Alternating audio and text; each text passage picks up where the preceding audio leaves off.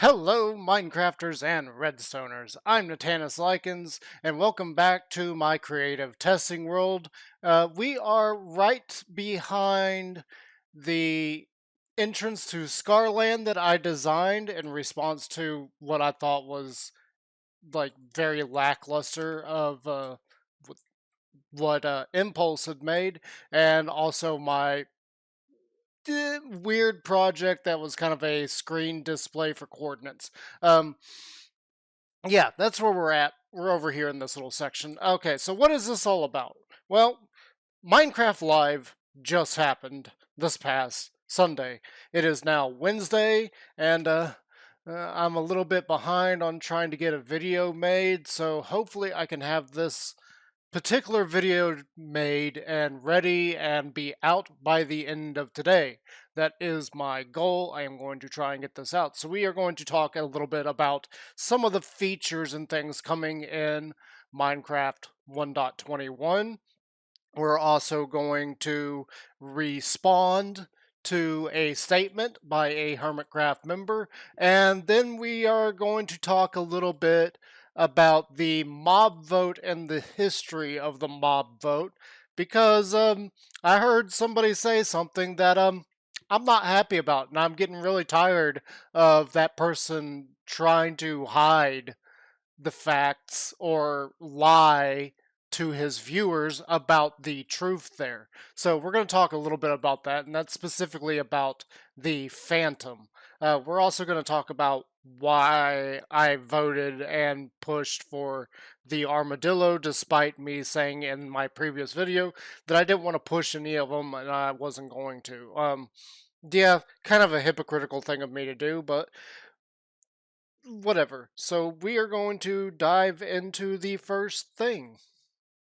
Okay, first up, this is in response to Xisuma Void, who was talking about the potential with the new crafter that was presented in Minecraft Live. As far as making a end-all be-all machine that can create everything. So I got three answers to that. Yes, it is possible. And then no, it's not possible. And the third one, it's completely and utterly impractical. Now, I am sure that a much better, more seasoned Redstoner is going to be able to compact everything that I did. We got a little bit of a test, and then I've got a full-on demonstration of my thinking towards this kind of process. So, first up, we need to talk about the crafter, because Mojang, I really hope you're going to change some things about it and make it actually good, because as of right now, it is a good idea, and that's it. It is not an amazing idea, it's not a great idea, it's not even an idea that I would actually want to see in Minecraft because it is so lackluster and pathetic compared to mod packs where automation is one of the key foundations of those mod packs. So let's come over here and talk about why. And this is going to be kind of why do I think it is possible to make a end all be all machine, and why I think it's also not possible. And the first thing, if you can kind of tell what I've got going on here, is shape based crafting is the biggest problem. Because of the way they have demonstrated, the crafter shape based crafting is going to present a huge problem, and you're not going to be able to fully automate this. And in fact, breaking up different modules into specific items is probably going to be your best bet. And specifically, you can break it up into pieces like stairs, slabs, walls, and fences, and then also like your typical block, and you can even do other things like turning ingots into full blocks or turning nuggets into ingots. Anything outside of that is going to be basically impractical. In fact, the really only good use of this crafter that I can think, like the one that is actually like, this is a great idea, love it, is when it comes to making dispensers. Now, as we all know, if you've spent any time trying to make dispensers, you need a bow. And unfortunately, bows do not stack. So you can only do one dispenser at a time. You cannot just sit there and click and make an entire stack of 64. And this becomes quite painful. And realistically, after seeing what they demonstrated with the crafter, the dispenser is pretty much the only use case where I could see the crafter being actually useful. Beyond that, it's completely impractical. Like, you're going to be much better off uh, making your blocks yourself. It's just going to be too slow. Um, we'll get into a little bit of that with the demonstration, but I wanted to come over here and kind of give you an example. So what they actually demonstrated, and we're going to use a dropper to kind of show a little bit, is that you can actually select these blocks. And we're going to use this light gray glass to kind of demonstrate, but you can actually like click on these slots and block them off. That way, when items automatically come into the system, they can only go into these 3 slots. Okay, this is the first problem I have. You have to manually do this, which means you can only set up a certain shape at a time. And what that tells me is that we'll have to break up different blocks that can be crafted into various different pieces, such as slabs and stairs. So you're going to need a crafter for any different shape-based crafting on all of those. It isn't going to matter. In order to set this up, you're going to have a crafter that is specifically for that particular shape. So like right here, we got stairs. We can make a diorite stair right there. And that is it. That is all this one is going to be able to do. In order to make something else, say like polished diorite, which is just 4, or even slabs, you're going to need a completely different crafter to do that. And that is something that is pretty standard in mod packs, especially techie ones, where you have multiple crafters. But we're also talking about uh, techie stuff that has different forms of energy and different ways of getting energy to those machines. In standard Minecraft, we only have redstone. We don't have like wiring that we can set up to different color codes. And if I get some wool out here, let's just grab some blue and let's just do some pink. So occasionally on different techie packs, you can take a redstone line and set this one up, and it's going to be the blue channel, and it's going to feed from there to here. And then I can also have a pink one like right here, right next to it, without it interfering with the other. And this can go like, say, way over here, crossing over where the blue one is at.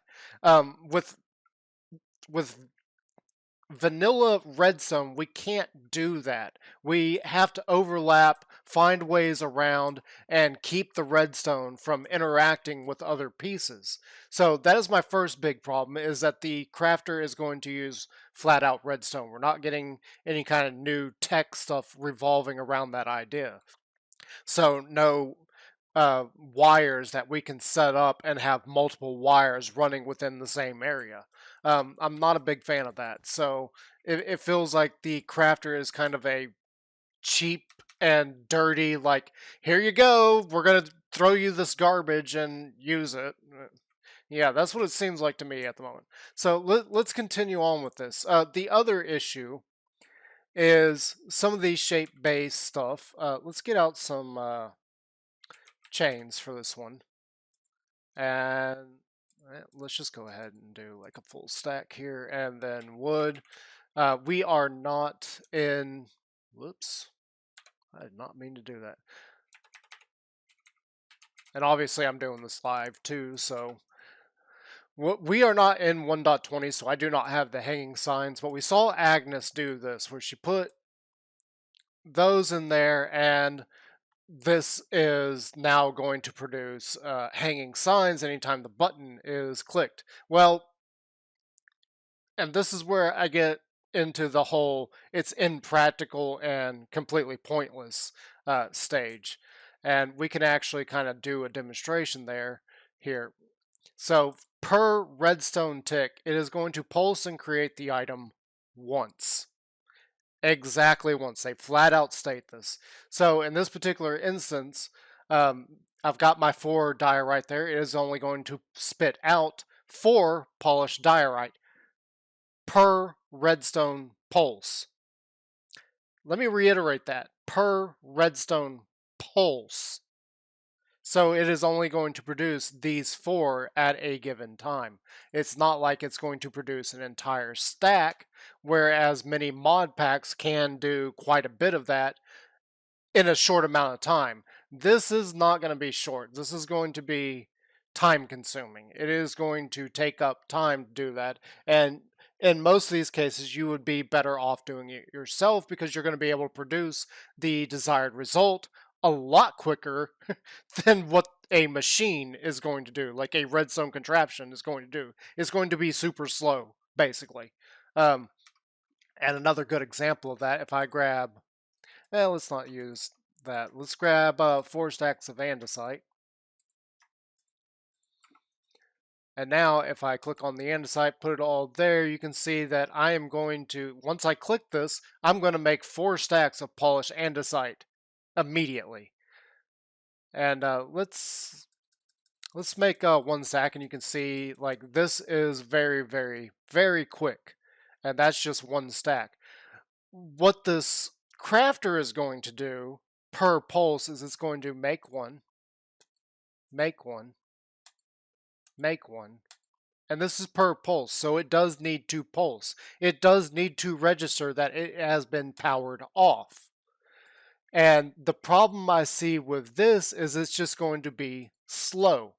Like very, very, very slow compared to you crafting this yourself. And as you see, we just made that, and then if I do this, we just made 2 of them very quickly. So yeah, I'm not very impressed with the idea of the crafter at the moment, because the more I dig into how it would work, how we can build redstone around it, the more problems I realize arise with this, unless they are adding in things that are going to fix this. And the speed of it is definitely one of the biggest issues that I see. It's just going to be too slow. Now, I do have a small demonstration set up over here, and I have configured this to be able to make a single item based on a crafting thing. I do believe that this, originally I was thinking stairs for this, so as you can tell, this needs 6 andesite in this configuration in order to produce a stair. The other thing we need to talk about, and I just realized that I didn't mention this, is how is it going to add stuff in? Um, and this is kind of not intuitive. So from what we saw of the video when they were of Minecraft Live, when they were automating this, they were automating swords. And the thing that I noticed when they were doing this is the hopper input for it was not just going to one specific spot and filling it up, which tells me that the way that this crafter is actually going to fill is it is going to go by the phone numbers, like the keypad on a phone. So it's going to go to spot 1. If spot 1 is blocked, then it's going to drop an item into spot 2. Check 3, 4, 5, 6, 7, 8, 9, and then it's going to circle back through it each time. Yeah, that kind of does work, but the fact is that it cycles through those. So you have to get your redstone timings on where items are going to be dropped, such as sticks, almost perfect, and you're going to have to get them all the time. the thing about this kind of system in mod packs is usually you can take an item and mark the spot where something should go. For instance, let's grab some iron and some sticks. Now we're not going to be able to perfectly replicate this here, so I can take the iron and I can actually in many tech-based mod packs, I can click on the crafter and it will memorize that I want it to have iron here and sticks here. And anytime it pulls in those materials, it's going to remember that, hey, these need to go in this order. And it doesn't matter how many of them I could throw in. In fact, I could also do another one that does this, and now we're making shovels.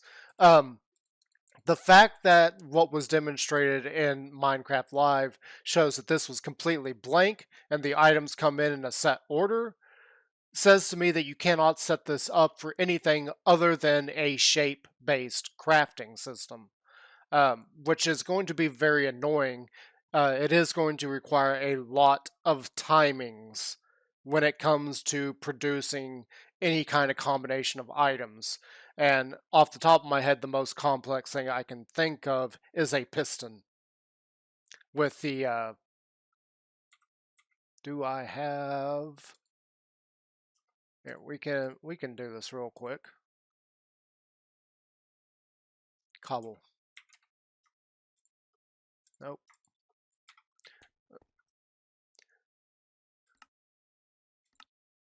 So this is the most complex thing I can think of, and you got to have your system dispensing these items in a particular order in order for it to fill in the spaces correctly. So the first thing you're going to need is 1, 2, 3 of whatever wood you're using, and then it's going to need to spit out a cobblestone, an iron ingot, cobblestone, cobblestone again, a redstone dust, and then a cobblestone. So the timings that you're going to have to put into your system are going to be extremely complex, which means that more than likely this one setup is going to be its own thing. Like you're not going to have multiple things feeding into the same system. Otherwise, you could royally jack up the setup that you've got going on. So it is going to be way too complex for very, very little gain. Yes, it is going to be AFKable and automatic, but it's also going to be somewhat slow compared to you doing it yourself. Okay, with that being said, let's get on to the demonstration now. So what I've got here is just a little, can I make this happen redstone. It is a mess, and it is going everywhere, I will admit that. So we need to talk about what's going on. First off, here's our button. This is the button we're going to press in order to craft whatever it is we're making. You'll notice that this immediately goes into 2 pistons. Okay, so this piston controls our pathing for the items. So wherever we want the items to go into a particular crafter, this is going to control which dropper setup is it going to go into.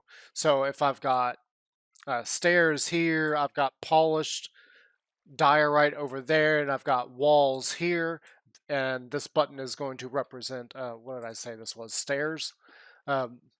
It's going to feed it over into the stairs. That's what this redstone here is for, and all it does is controls these ice blocks here so that the water can flow through them. You can see it right here. This line comes here, goes back this way, turns off this redstone torch, which lowers that block, and same thing over here, lowers this block so that the water can actually flow along this way into our designated spot, which goes into this barrel. And this will represent us actually getting the item where it goes and the crafter making the item. I don't have that set up because obviously we don't have the crafter yet. It's kind of a long ways to go. So the idea is simple. We need to get 6 items into that barrel. This barrel is kind of the same thing. This is originally where I put it, and then I worked on making this system. just to see if it was possible. And yeah, it does work. So from there, where does the signal go? What is going on here? So first off, we got not really a hopper clock, but rather what I'm going to call a hopper counter. So this has 6 slime balls in it. And this is going to be what keeps the system going so long as it detects these 6 slime balls.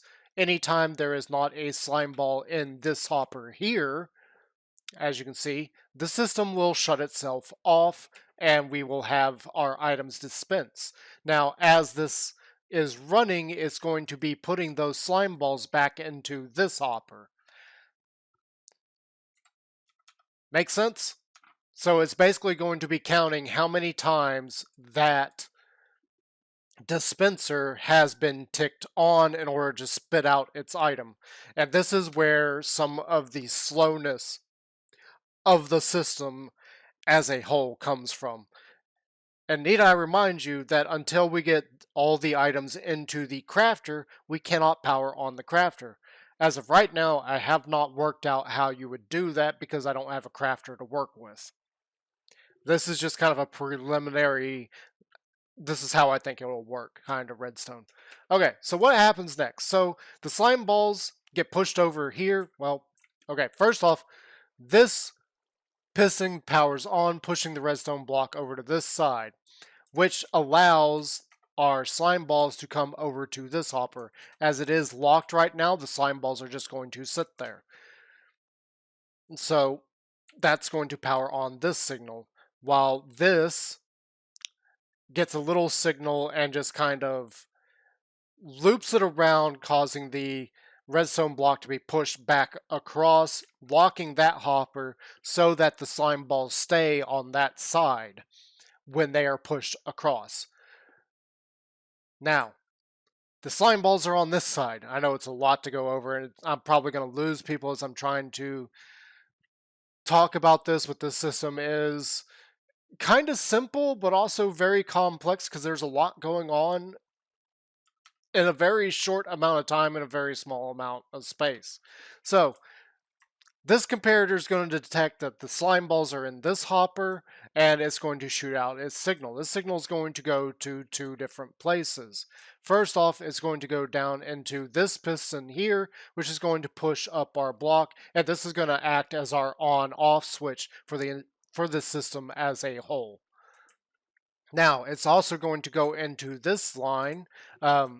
There was a reason originally that I did this. It doesn't really matter. This could have gone straight across, but you know, I just kind of left it because it still works.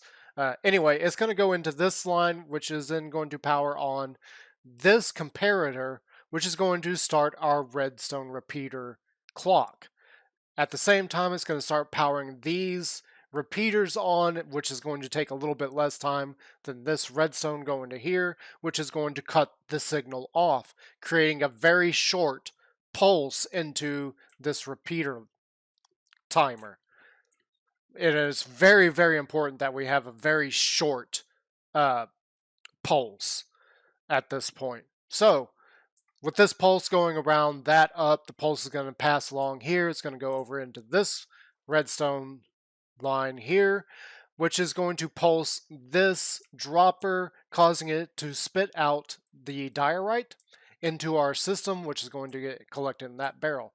Now, you may have noticed this other line here. That really does the exact same thing for that dropper over there that this does. It just goes down here, back into there, over here, and then up over into this dropper, and then this line over here comes back around and up into this and acts as our pulsar. So this is going to cause our slime balls to pulse occasionally. So it's going to count down 1, it's going to pulse again, 2, pulse again, 3. and it's going to keep doing that until there are no more slime balls. And the reason we are using 6 slime balls is we need the droppers to dispense 6 times, dropping exactly 1 item each time. All right, y'all got that? I hope I didn't lose you on that. So now let's demonstrate this and show that this does work. Okay, so we got the going around there. You can see the pulse there. You saw the item there. And there comes another item, and another item, and another item, and then that should be 6 right there, or that was. And now the system has shut itself off. And these ice blocks that were lowered to allow the items to flow to where we want them have now raised back up. This system here, the ice is always up. It is the best possible solution that I could find instead of like tweaking these per item being made. I figure, well, why don't we just block off all of these slots and then open them up based on which item we are making. So we can check the barrels. It should be 6 in both, but I do realize we were messing with it, so it probably has more items in it than is actually intended. But yeah, see, we got 6 diorite there and 6 diorite here, so it does work. And that is the key premise: is we need to be able to get a certain amount of items to certain places. Now, this was just a preliminary test to see if I could actually get our amount of blocks needed for a specific shape to a specific point in order to craft whatever it is we're trying to craft. In this case, it was stairs. So from here, we got to move on to more complex and try to get multiple things within one system. And that's what we got going on over here. This is exactly the same setup, only I had to change things in certain places in order to get the signals going where I needed them. And you can see that there is redstone everywhere, and it is somewhat color-coded by using diorite, granite, andesite, and polished deep slate. I kept the lines like that, and then I even put some blocks here to demonstrate what it is we are effectively crafting at each one of these. And that way you should be able to know exactly how many pieces of diorite you need per item. So first up, we got the walls. So the walls need to spit out 6 items, and that's exactly what this is going to do. It's going to spit out 6 items. We can come over here and we can look at this. You can see that there are 6 slime balls there. Now, I will say that this is not green proof. If you push more than one button on this, you can possibly break the system. Don't push more than one. Literally just one at a time. And that's where some of the speed that I was talking about earlier starts showing the problems with any kind of system using the crafter. Again, obviously we don't need the crafter, or we don't need it, we need it. We don't have the crafter, but the system should work when the crafter comes, bearing some minor changes that you're going to have to make for the crafter to actually work. You still need a whole you need a whole new set of lines to trigger the crafter. So yeah, a whole nother animal going on there. Anyway, so we got this portion of the system here, and this diorite one I actually had to change up because I was running out of space because we started over on that end. This does exactly the same thing. You can see that this line here is what controls our pathways. And for this one, the walls are going to come out right here. And I just realized that I didn't put that there to signify which one this is. So for that one, our 6 pieces of diorite to make walls are going to end up in this bucket, which makes it very easy. All we need is one signal here to control the pathing. Very simple, very straightforward. Now for this one, we got slabs. And that requires only 3 pieces of diorite. So we only need to spit out 3. And as you can see down here in the hopper, we have 3 slime balls. Perfect. And then so on and so forth. So this one requires 4, and this one requires 6.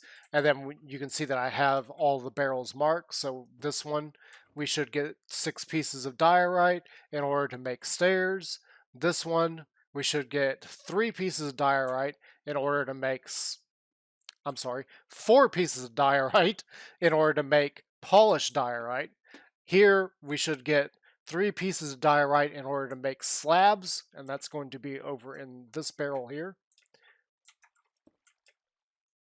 And then we already talked about this one. Each one of these is independent and will work. And the idea with this is that you have a single source collection of diorite. So basically, this would be like your bulk storage. Wherever you are storing diorite and you want to spit out some in order to craft a specific item. And this, this is just diorite. This is not andesite and diorite. This is not andesite, diorite, and multiple others. This is just one material. Are you starting to see the impractical part of this yet? As cool as it is and as insane as it is with all the redstone going everywhere, this is very impractical. Now, I do imagine some big redstoners out there could shrink this and make it tileable. I really don't see that happening though.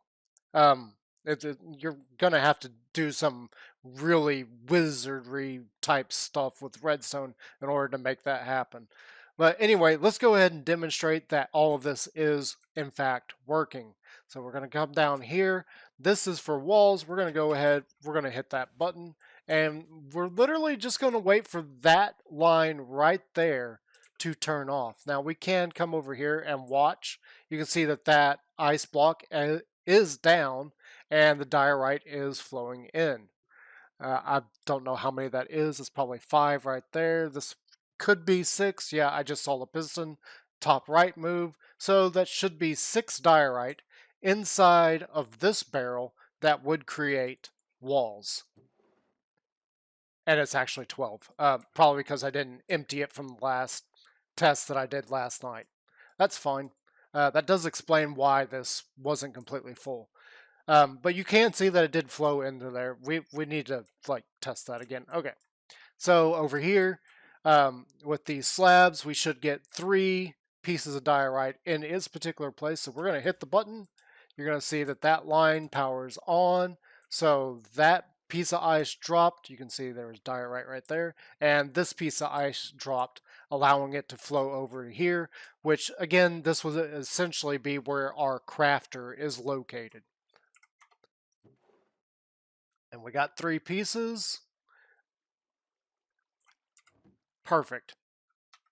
That's exactly what you would need for your slabs. We're going to leave that there for a minute. And as you did see, it is a little bit slow. Like I said, that's one of the biggest problems I see with this type of system. Okay, so this is going to be our polished diorite. So we should get 4 pieces of diorite in that barrel. We'll go ahead, hit the button. And there is more redstone going on that I didn't explain. Yeah, yeah. We're not going to worry about that. I will explain that once I've demonstrated that all of this is working. So that closed up. We should have 4 pieces of diorite in this barrel. And hello?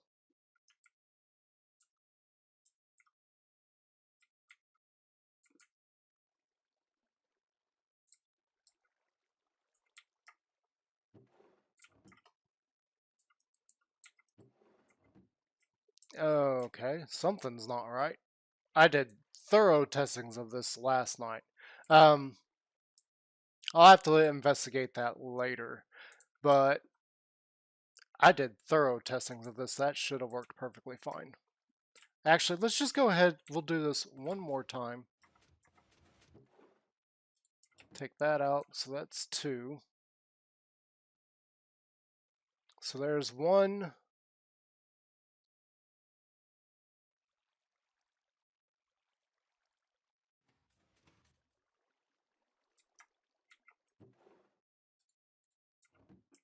Okay, yeah, something's not right. I must have done something incorrect here.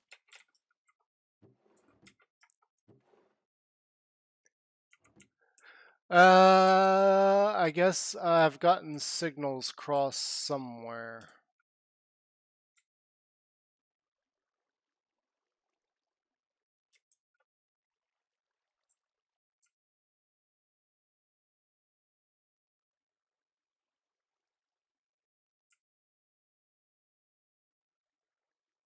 Yes, yes, I did. I see exactly what the issue is.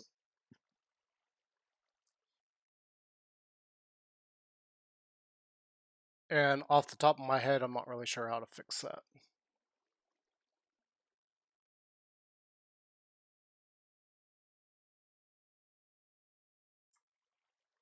Actually, I do know exactly how to fix that.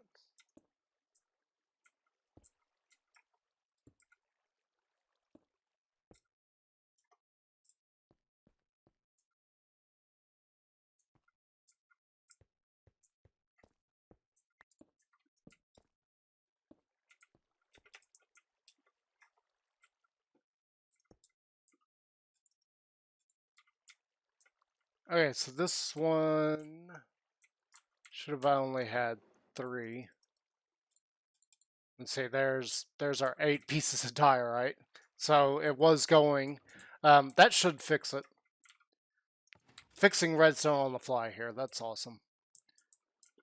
Basically, what was happening is this block was being powered off, so the diorite was flying into there because I'm an idiot and had redstone signals crossed. And see, that's part of the problem that I was talking about. This still not right. I'm assuming we only got, yep, we only got 3. So I need to take a signal somewhere, probably here, and increase the delay on it. And the delay on that one. Let's try that one more time. Let's go ahead and empty this out. Okay, so those are open now. And we get 1, 2, 3, and almost 4.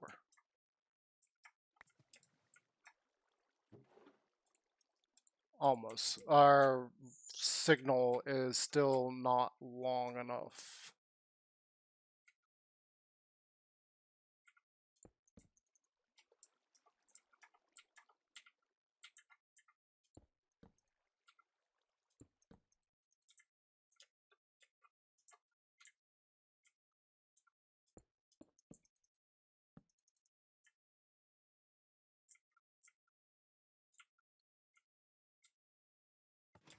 And trust me, I did a lot of testing like last night with this. I was up till about 2 a.m. working on this, so I'm surprised it's not working right now. But easy fixes. We just gotta figure out what the problems are. Okay, I did not see all those. That looked to be right. So let's go ahead and put this up. And lovely, trying to fix redstone on the fly while you're doing a video. So that should be great. You know, leave a comment on this. All right, so there's 1 piece of diorite. Remember, we're looking for 4. So there's 1, there's 2, that's 3, and 4 made it in. Yeah, there you go. 4 pieces of diorite. All right. Considering how late I was up last night working on this, and my brain just on fire trying to, sort all of this redstone. Was glad to see that working. Okay, so next up, this one, it should produce 6 in that barrel. Let's go ahead and check, make sure there's nothing in there. Okay, there is nothing in there. So let's go ahead and fire it up. And then we got a little more redstone to talk about, and then we're going to move on to the next subject because I don't know about you guys, but I'm already tired of talking about redstone. And there's no telling how much the audience has been completely lost on this too. You can see that the path has been opened up all the way to this one based on that button press. And now we just wait. Okay, so this should have 6 pieces of diorite.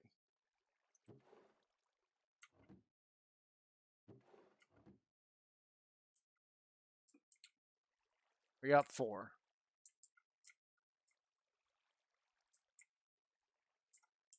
We got 4.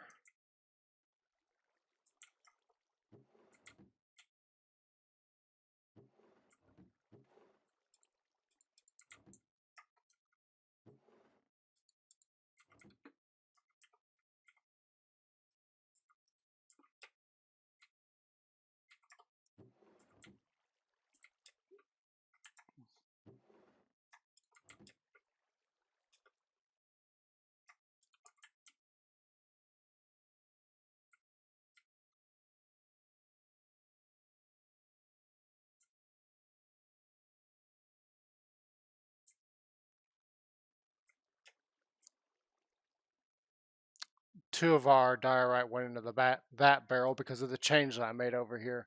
That change is not going to work either.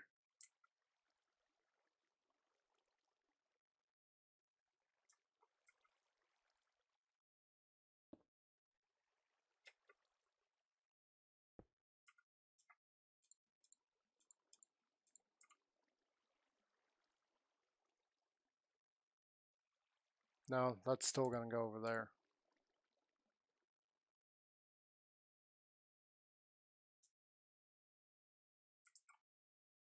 We need it to be here. So get rid of this, get rid of that. I'm actually ready to move on, but I wanted this demonstration to be perfect. I thought I ironed out all the kinks last night. Apparently, I did not. Okay, is this going to interfere with anything else? It is not, because there is a repeater there. That signal should stop there, go into here, power this on. There's a repeater there, so the signal's not going to go backwards. That should go there and into that. Okay, so our pathing should work this time. Nope. Why is this on again?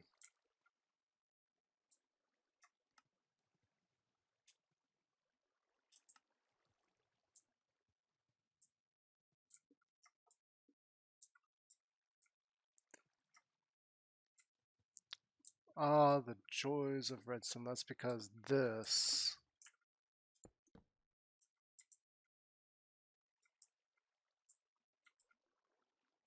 is getting powered on, which is going down this line, going into there, powering that on.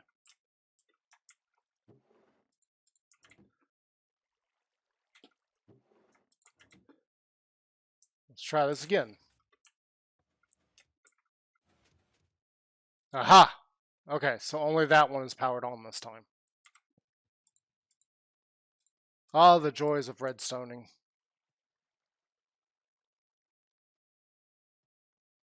Okay, so we should get 6 in that one this time. I just had some circuits crossed.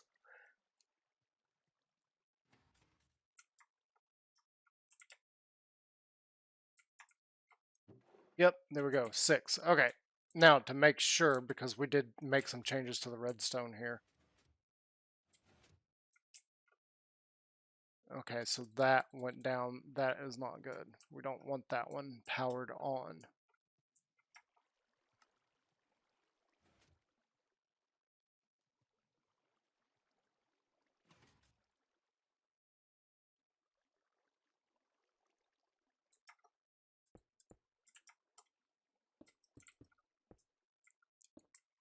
Yeah, I thought I had all the kinks worked out.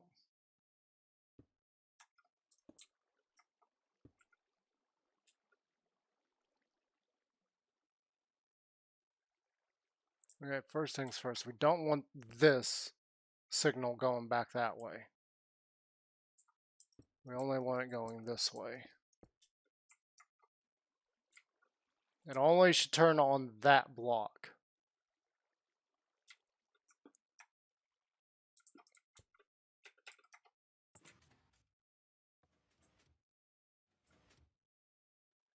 Okay, that's good, that's good. All the pathing is now working. That one I'm not too worried about because it's got its own signal into that one. It's the only one that works with that block at all. And this whole area down here is a complete mess of redstone everywhere. Ah, phew. We got it. Yeah. Okay. So again, the whole point of this is to show just how impractical this is. It is a good idea, it is a good system, but as far as making the Holy Grail a system that makes everything, the sheer scale and amount of redstone you're going to need for that, and the crossing of circuits, not to mention, you're going to need quite a few crafters to make this work. It's just, it's going to get ridiculous, and it's going to be big.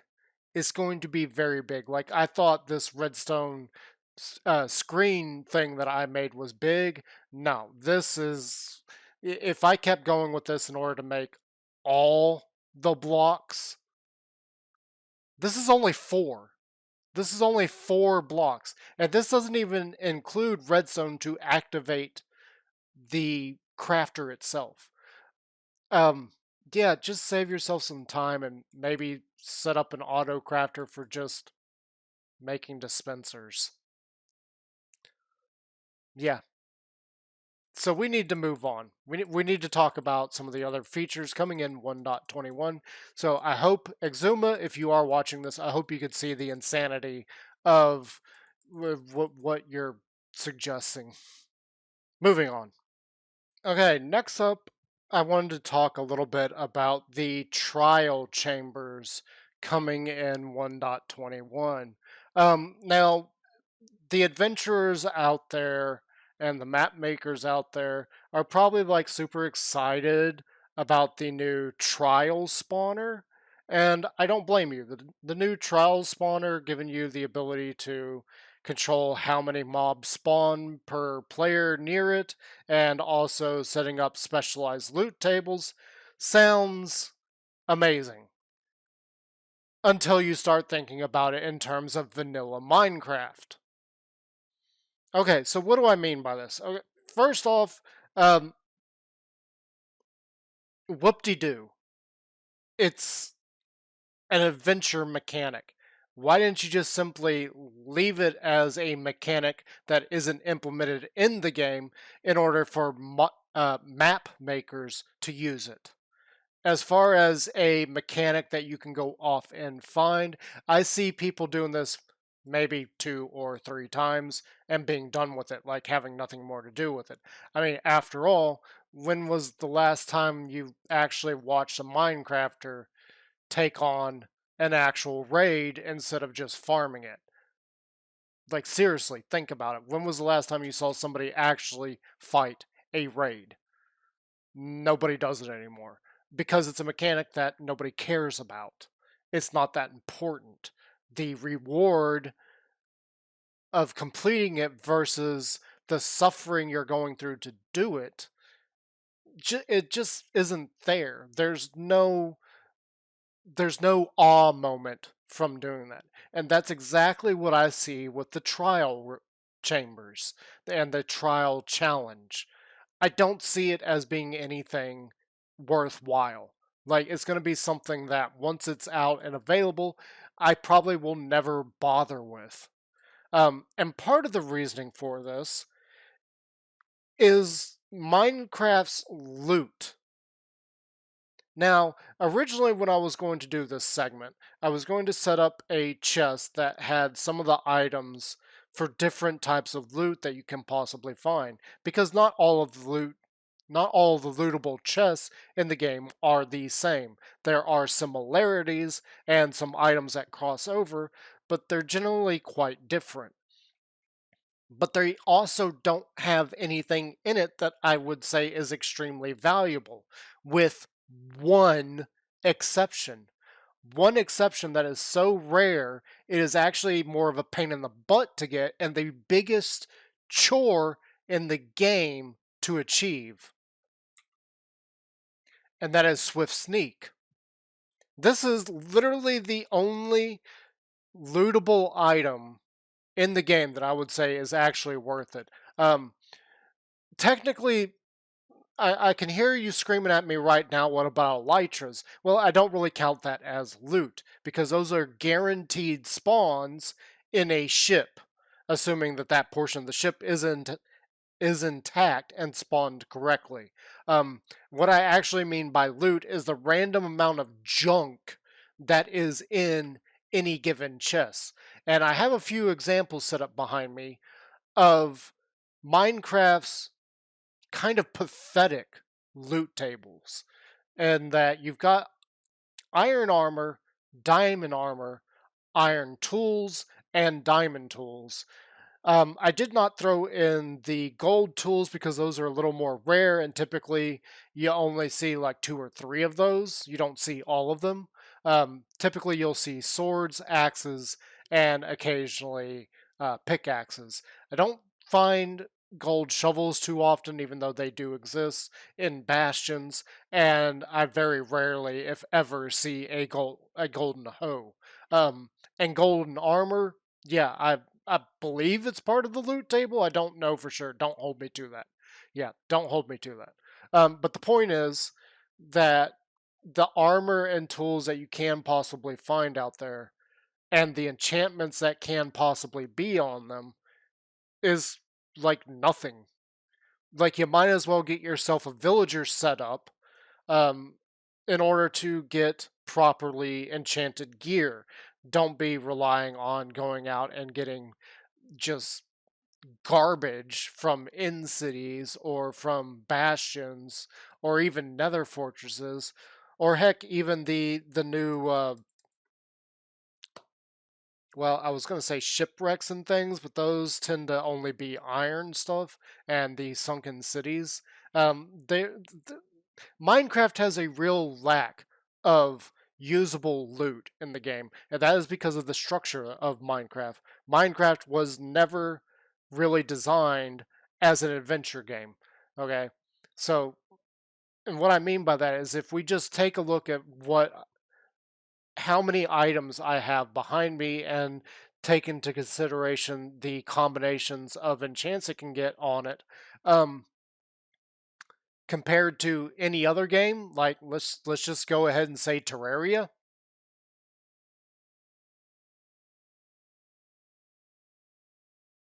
Like, this is the first 5 minutes of Terraria.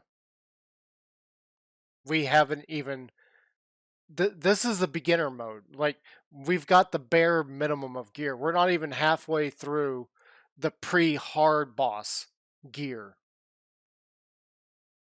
let alone any of the other things going on beyond that. So, again, I just state that the idea of getting loot from the trial chambers, if it's going to be some kind of enchanted gear, whoop-de-doo, I don't care. I'm not even going to bother doing it. Um, are they going to make it to where you get like diamonds and emeralds? Well, unfortunately, this is going to go the way of raid farms in that you just farm it when the cooldown's over with. So, what's the real point of the trial chamber? It just sounds like here's a. It sounds to me like Mojang actually is being lazy on this, um, because it sounds like while they thought it was a good idea, nobody stopped to think about whether or not it was a great idea. They were so preoccupied with whether or not they could, they never stopped to think that they should on this. And if you got that reference, props to you. I love you. But yeah, trial chambers, big whoop de doo. do not care about them. Some of the blocks that they are implementing is kind of like cool and all. I do like the idea of the tough bricks and all that. It does seem like that is going to give us a new piece of the puzzle for the gradient system in the game. So we got deep slate brick here, we got stone brick, and if I put these right next to each other, you can see that they're pretty they're pretty drastically different in terms of color. And I think what the tough brick is going to do is it's going to give us a step in between these, which is good, but at the same time, it's like, come on, Mojang, like, are you gonna give us any more like really cool colored blocks? You're giving us another gray block. You're giving us some pieces of the copper set that I don't even know why you left out to begin with. Now, it was pointed out to me via somebody's comment on Xisuma's video that there seems to be kind of an industrial theme going on with some of the blocks that they are adding.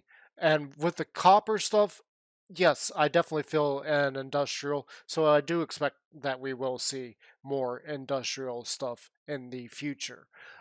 Exactly what that is going to be, I don't know. But my real point there on the blocks is the same as the loot table from the trial chambers. It's lackluster. It's it's good. Like I like it and I'm going to use it and build with it, but at the same time it's like you couldn't add more. Like, it's gray. You're giving us another gray block. And then you're finishing a set that you neglected. Again, it feels like Mojang's being lazy about it. And in turn, also Microsoft. And Microsoft's pretty bad about things to begin with. If you don't know the real in depth thing about some of Microsoft's practices, don't ask. Just know that they are super annoying with some of the things that they do. And from here, we are going to move on and go into a full on rant about Minecraft mob votes. And I am going to try and do this in such a way that I do not cause drama. In fact, I'm not even going to name drop the main person that I'm going after with this. So let's get on with that. All right, we're finally at the end, and I will put a big disclaimer right here, right now. You may want to go ahead and stop watching the video because we are going to talk about the mob vote and specifically the Phantom. There is a Minecrafter out there that this is going to be directed at, and for the sake of peace, I'm not going to say who it is because I don't want to cause any actual drama. And if you realize that this is you that I am talking about, for the sake of peace and for the sake of not creating drama in the community, please don't say anything. Otherwise, I would love to have a civil chat with you about this, but you're pissing me off badly with this.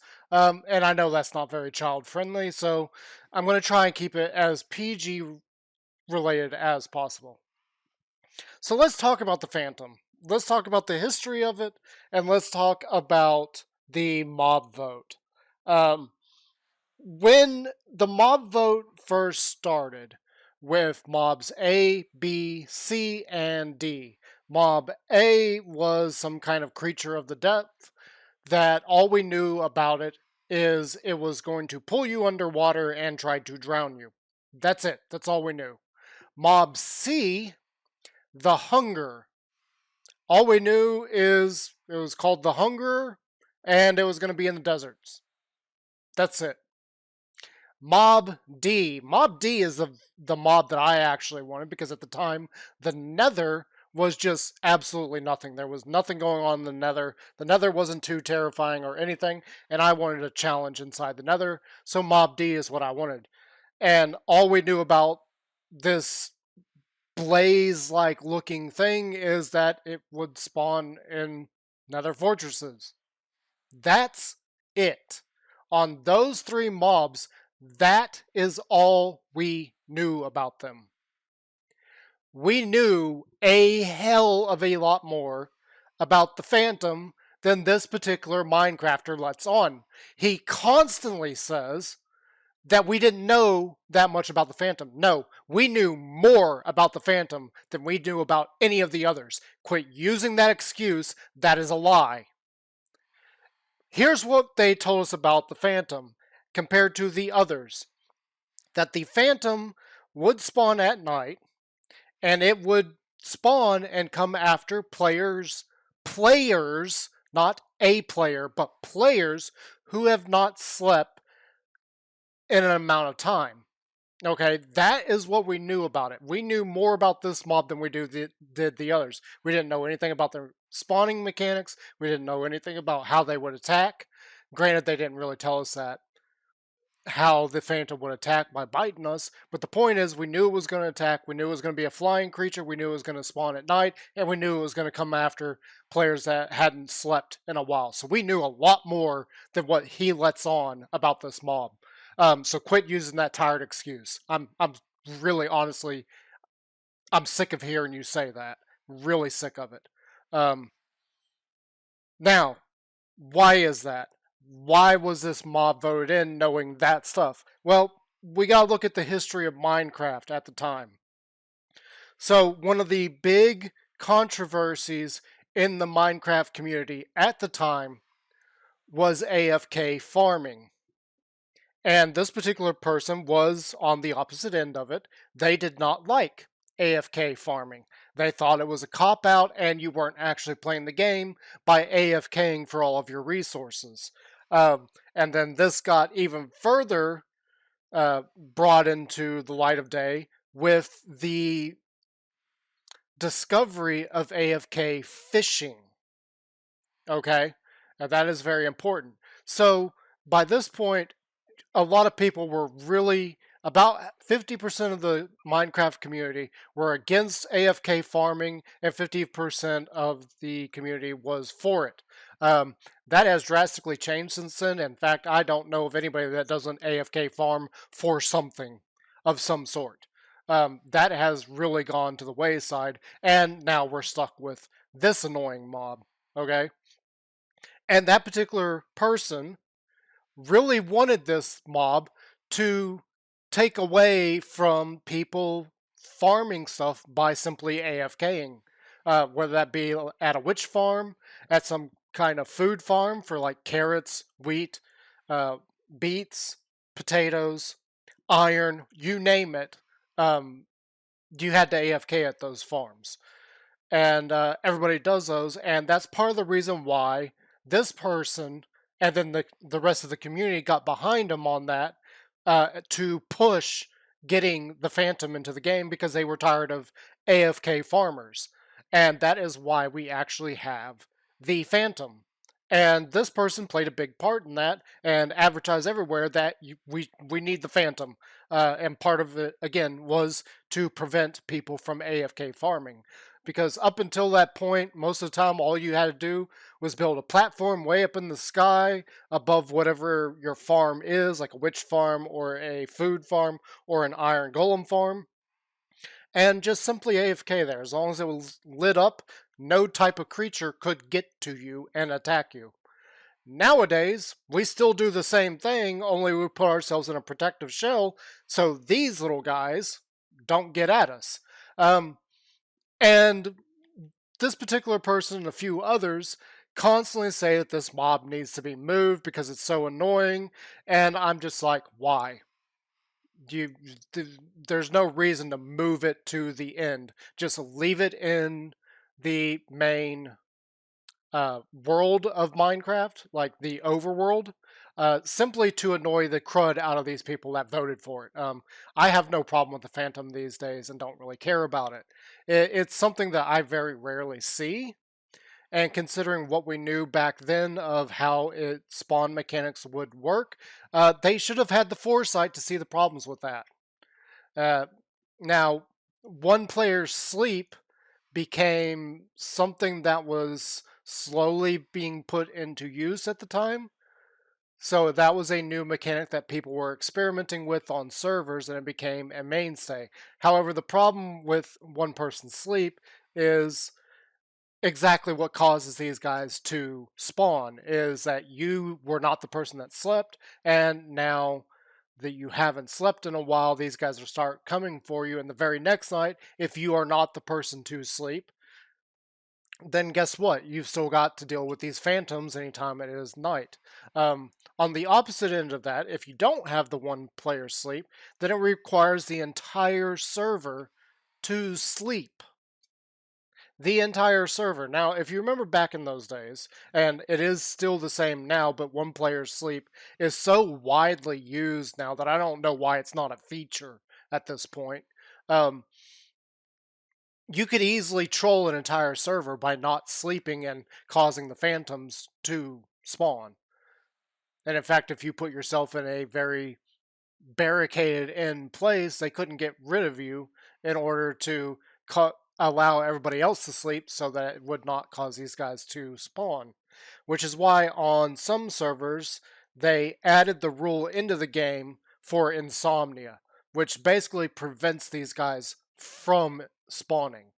So, yes, it's super annoying and all that, but I want to reiterate to this person that stop using the cop out. You didn't know that much about the mob because we knew more about this mob than we did the others.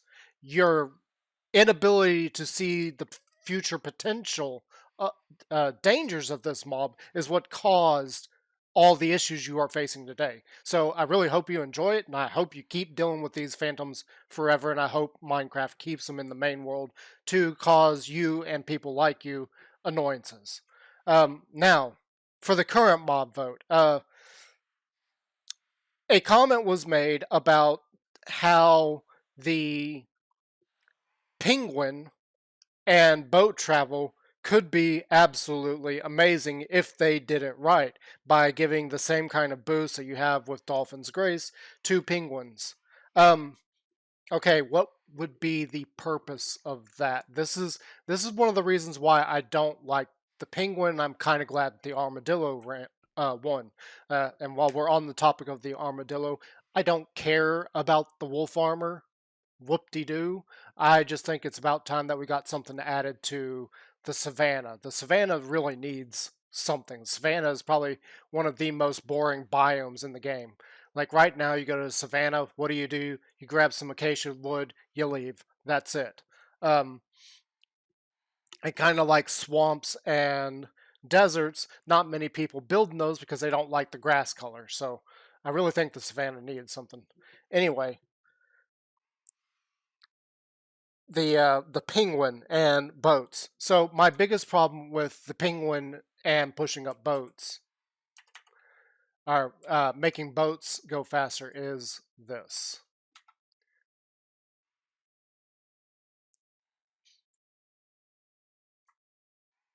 Yeah, the elytra. Okay, so what is the purpose of the boats? Like typically with early game travel, it would be nice to have that increased speed for the boat in early game travel, but a lot of worlds aren't also ocean worlds, and while there are spots to cross, it's not always going to be some form of uh, stone beach, which means the likelihood of you getting that boost in a boat from a penguin is very, very, very small, unless they did go with the option where the penguin gets inside the boat. Um, so whoop de doo. Like it doesn't seem like it's that big of a important thing to have. And in fact, it seems like it's going to be very hard to find. So really, it'd be something that you very rarely even benefit from. And then once you have an elytra, who's using a boat? Like seriously, once you have an elytra, who's getting in a boat or who's riding a horse? Unless it's for some kind of mini game, such as boat racing or horse racing or even horse parkour. So really, I don't see the importance of the penguin, and I don't know why there were certain people freaking out over, oh, if it does this to boats, and we can, there's freaking elytra in the game. Like, who's going to use a boat? Seriously. Like, you may use a boat early game, and that's about it. Um, on the other topic of that, even after you get the elytra, there has been the invent of the super fast highway system, which involves soul speed, dolphin's grace, and a few other mechanics squished together to cause the player to run super fast. Um, okay, first off, the amount of effort I have seen that it takes to even make something like that makes it almost pointless because it is super technical thing to try and do. It's extremely annoying, especially considering that we cannot move dolphins very easily, and considering the actual behavior of dolphins. And if you didn't know this about dolphins, so when you leave, there's a certain radius that once you are past a dolphin, the dolphin's AI turns off, except for one thing. The dolphin's need to breathe remains active. So if you're worried about dolphins dying in your game, well, I hate to tell you, they're probably dying all the time around you.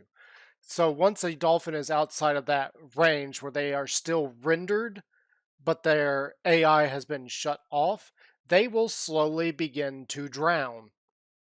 Okay, this is problematic and requires a very specific setup in order to get the dolphin's grace on your superhighway. Now, the real problem with a superhighway like that is it's linear. It's only going to go in one direction. You're either going to go from north to south, south to north, or you're going to go from east to west to east. That's it. That's all you're going to be able to do. The elytra gives us a much more varied ability to travel, and a much better, because we don't have to put up with the terrain. We just fly over the top of it. So again, I don't see the importance of the penguin and its ability to get the boat, which speed up the boat, which doesn't even matter because the armadillo did win. And again, with the armadillo winning, I really don't care about the wolf armor. I want to make that perfectly clear because they seem to be like, who wants wolf armor? You get a dog, you sit it down at your base, and that's about it. Um, yeah, and there are probably a few people that do want the wolf armor specifically to protect their dogs. But the reality of it is, most of the time, they're just decoration pieces. They're just going to sit around and do nothing. So the wolf armor, not really concerned about. I really wanted the armadillo in order for the savannah to have something special in it. As far as the crab, like with all the YouTubers out there, I'm not even sure which ones would want the crab because YouTuber community of Minecrafters complains about inventory management so much that why would you want a new item in your inventory taking up space that arbitrarily increases your block placement range? Like, why don't they just increase it in the code? Why do we have to have an item that does that? Just change the code around. Something I really don't get about that. And I mean, it could be foretelling of what is to come, but I severely doubt it. And this goes back into what I was talking about earlier with the loot. Um, there is a possibility that Minecraft is going to be adding in new things such as accessories. I got a feeling that's potentially why Agnes had this giant flower choker on. Like they're trying to hint at the idea of a new slot item, a new accessory or something. That is potentially something there, and that is probably what was also hinted at with the crab, but there is no real evidence to that fact that they're adding more stuff in for us to find. Um, but honestly, that is really the only thing I can think of with the trial chambers. Because I mean, going back on that, like Minecraft's loot tables suck badly. Like there's no real reason to go off collecting loot. And if you're one of those people that does go off collecting loot, I really got to question your life choices because there's nothing out there that's really worth it. You'd be much better. It would be a much better use of your time just to set up a villager trading hall. And with that, I really need to talk about the experimental features again because I cannot reiterate enough that I do not like the idea of the experimental features with villager trading. I don't like how they're breaking it up. I don't like how they are separating it into biomes. Most of the time, getting your armor and your gear is not something hugely important in Minecraft. It's not like a huge milestone. I mean, literally, to get to the next zone, the nether, in other words, you have to get diamonds. So you are rushing to get diamonds in order to get to the nether. I mean, you can actually get to the nether without the diamonds by simply making your own portal via the placement of lava method. Um, but again, there's really no important rush there to do that. And with the gear available in the game, there's just not enough variety to warrant going out there and looting stuff that is, for the most part, garbage. I mean, there's certain YouTubers that I don't understand why they go off to the end to try and find all this stuff, except for the elytras. The elytras make sense. Having backup elytras, I'm perfectly fine with. But going out and collecting all this garbage, I mean, again, that's what you can get so much more from just villagers. And alongside with that, and going back with what we were talking about earlier about farming, um, I mentioned briefly AFK fishing. Okay.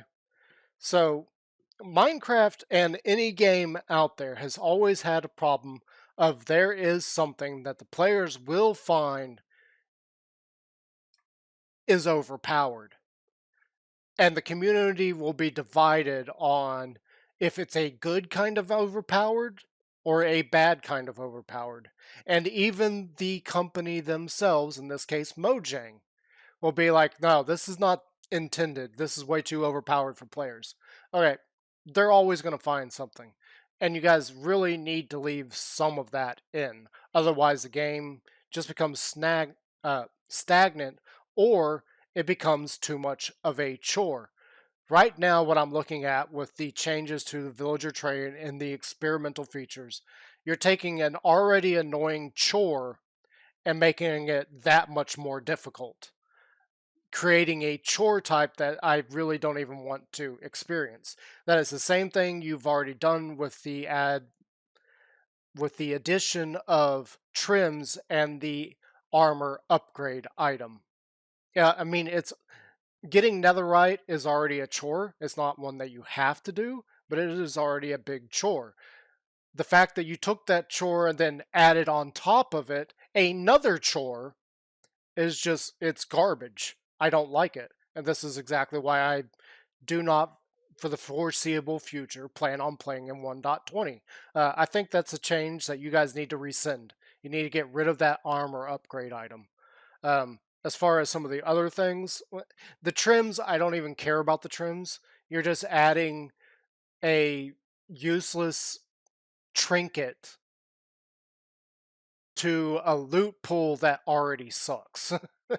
So you're just adding more useless things to a useless mechanic. Um, yeah. So I don't really care about that. And that's really all I got to say about all that. And I hope you guys stuck around to hear me rant on about this. And I will again say to this person, shut up. Like, just keep your mouth shut about that stuff. You don't even know what you're talking about. You didn't know what you were talking about back then. And you didn't have the foresight to see the issue with the Phantom. Um, if you do realize this is you, I have no problem actually talking to you about this in person, maybe even in a recording, and just get on a one-on-one basis with you and like really discuss this because the fans are probably one. I don't want to actually create any actual drama. I want to get the point across that I'm just kind of tired of your whining. To be perfectly honest, I'm tired of you whining and telling your viewers lies. Again, we did know a lot more about the Phantom than we did about any of the other mobs back then. We knew very little about any of the other mobs. The Phantom was the only one that, heck, even the name Phantom, I do believe, was being tossed around at the time. Um, but yeah, that's all I've got on the 1.21 stuff, and I hope you guys stuck around to hear all of it. I hope you enjoyed my little demonstration on the absurdity of a crafter, which actually just a little while ago I was on r/technical Minecraft and I saw somebody's already made something that's absolutely tiny for crafting. Now, it wasn't a system like what we've got, where that system requires you to manually put in stuff.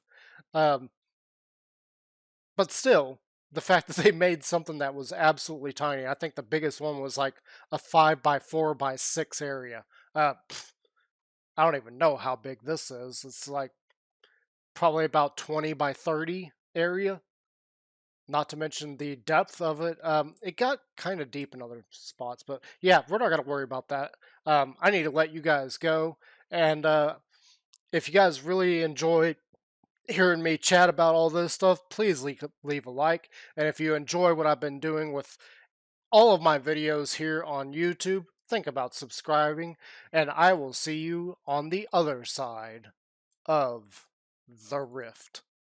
Bye.